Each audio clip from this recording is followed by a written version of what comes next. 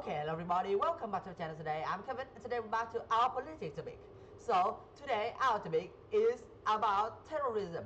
Yeah, I don't really know how to make a connection between the last topic that we already said with this topic because the terrorism topic is a new and fresh topic that we haven't touched at all. So of course, because we didn't have any knowledge about terrorism yet, so today our topic about terrorism is just explaining what is a terrorism and how people become terrorists. Okay, so let's come straight into our topic. So terrorism is the name of a type of violence that target ordinary people and aim to make everyone in our society feel scared. This thing named terrorism.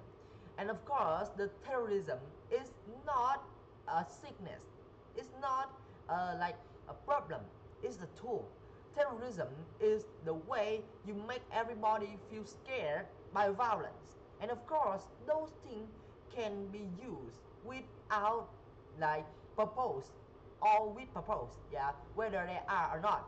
But where the terrorists when a terrorist want to do something, so their terrorism usually have a meaning of it. The terrorism is just the way they act, but every terrorist make their terrorism become meaningful. They still have a goal for their terrorist action. Okay, so let's talk about how and what does the terrorist want.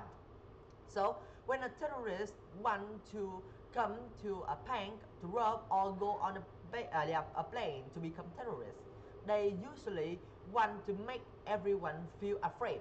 That's their main goal. But of course, that is not the things they really planning to do. They're planning to make everybody afraid. I mean, they're planning to make it, but that's not what they want.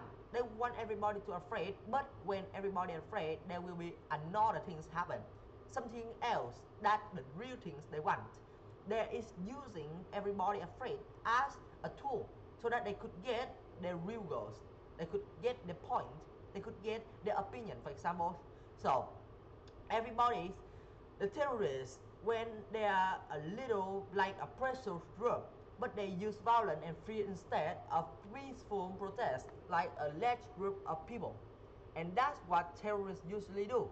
And as they say, they do it because they want to make everyone afraid. And when everyone afraid, they will use that as the way to threat someone or to do some things that they want, that they really want. Or you could say their goals, their meaning when they come to when they become a terrorist.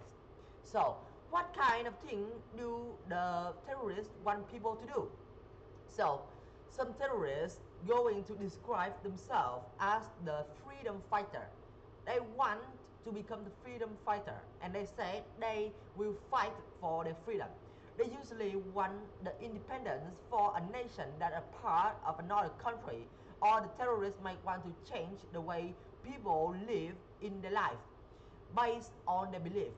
That means when a terrorist go on a plane or into a bank and they say we are the freedom fighters, that means they want the government to change the lifestyle of the citizens to the way that they believe is good, or they want to the nation to free or give some nation or give a spectacular or a specific nation that is their group or the group that they want to be treated different.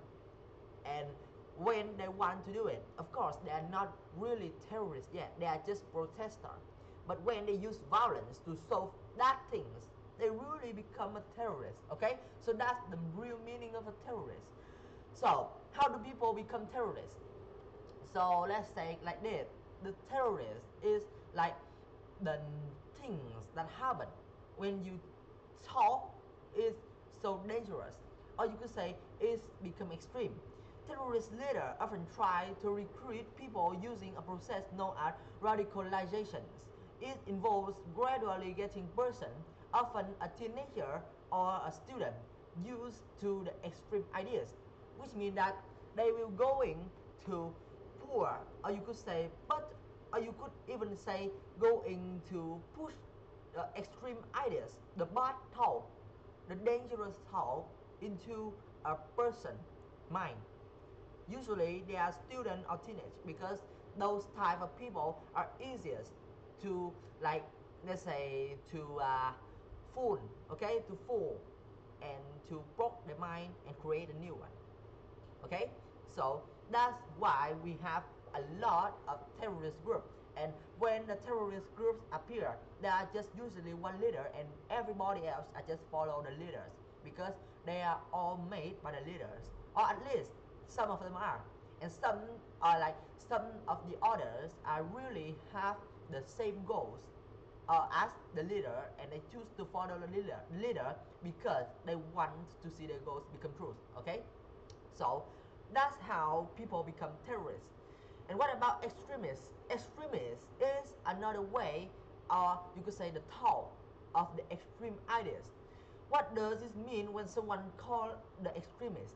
So an extremist is someone whose views are so extreme, are so dangerous, and so selfish, okay, that they will do anything to put their points across, or usually going to make their points become true in a society, in a group, or with individuals. And usually they will use violence to do that.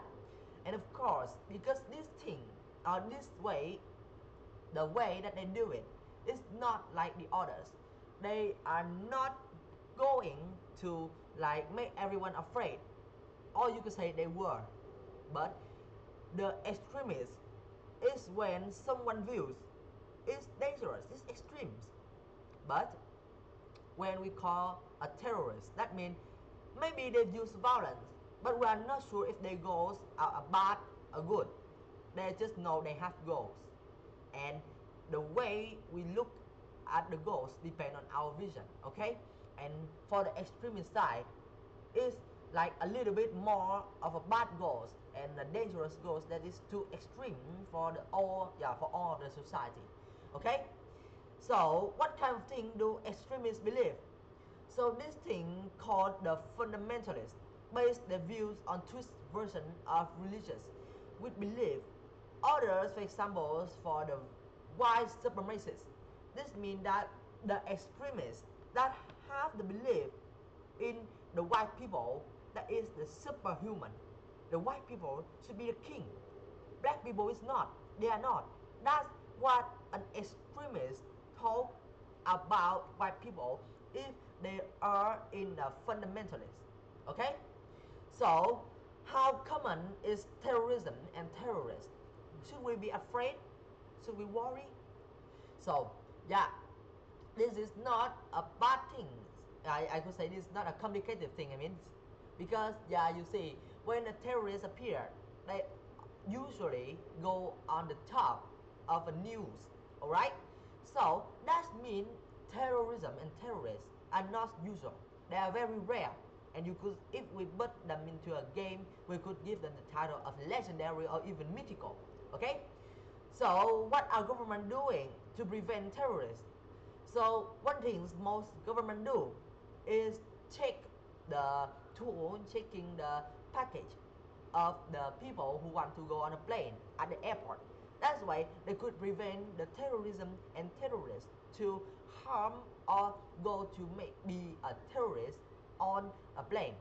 So that's why we have to check our package, we have to check our luggage on when we want to go on a plane, right?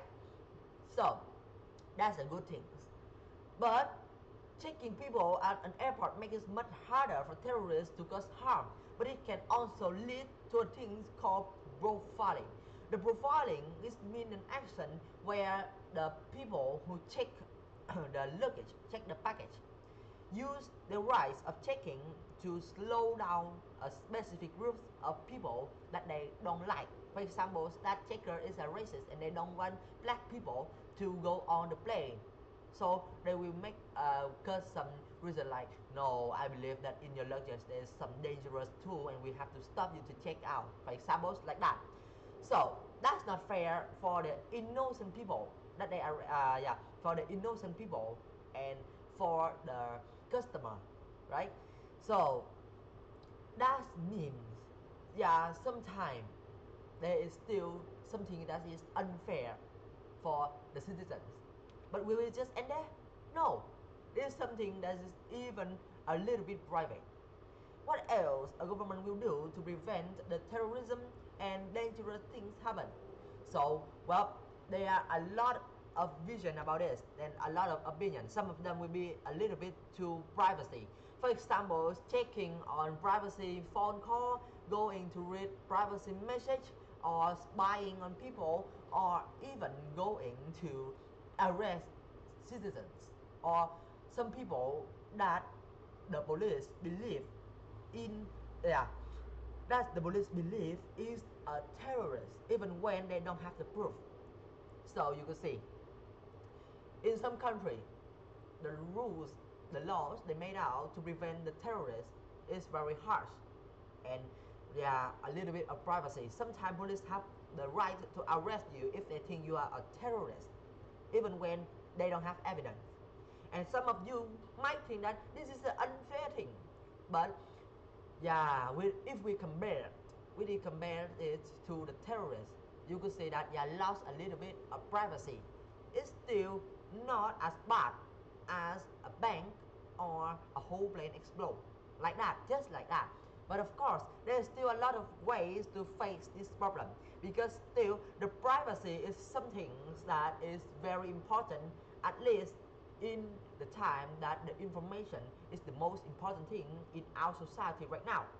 And one more thing, there is some government will abuse the right of checking the privacy or private information of the citizens or people who live in their countries to do bad things. For example, like to catch people who don't like the government or arrest them, or you could even give someone law, yeah, give someone let's say a crime even when they don't, by taking their private information and change it, go into like take their working list and make some specific event on the way or your on their daily life.